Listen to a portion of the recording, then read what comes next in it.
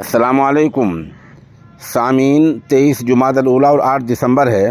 خبر کا عنوان ہے ڈنمارک کی پارلیمنٹ میں مقدس کتابوں کی بے حرمتی پر پابندی لگا دی گئی ہے۔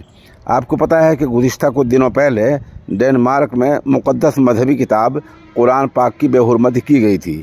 ڈنمارک میں ایسے واقعات سامنے آئے تھے جہاں العیاذ باللہ قرآن کریم کو جوتوں سے اچھالا جا رہا تھا اور پھاڑا جا رہا تھا، جلایا جا رہا تھا۔ ایسے واقعات سامنے آئے تھے۔ اس معاملے کو لے کر ڈنمارک کی چاروں طرف مذمت ہو رہی تھی، تنقید ہو رہی تھی۔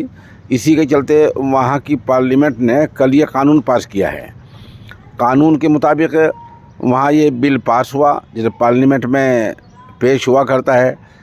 94 ووٹ قانون کے حق میں پڑے ہیں اور 77 ووٹ قانون کے خلاف پڑے ہیں۔ مطلب یہ ہوا کہ زیادہ اکثریت سے قانون پاس ہو گیا ہے۔ اب ڈنمارک میں کوئی بھی آدمی مقدس کتابوں کی بے حرمتی نہیں کر پائے گا اور قرآن کریم کی بھی بے عزتی، بے حرمتی نہیں کر پائے گا۔ اگر کوئی ایسا کرتا ہے تو اس کو 2 سال کی سزا ہو سکتی ہے۔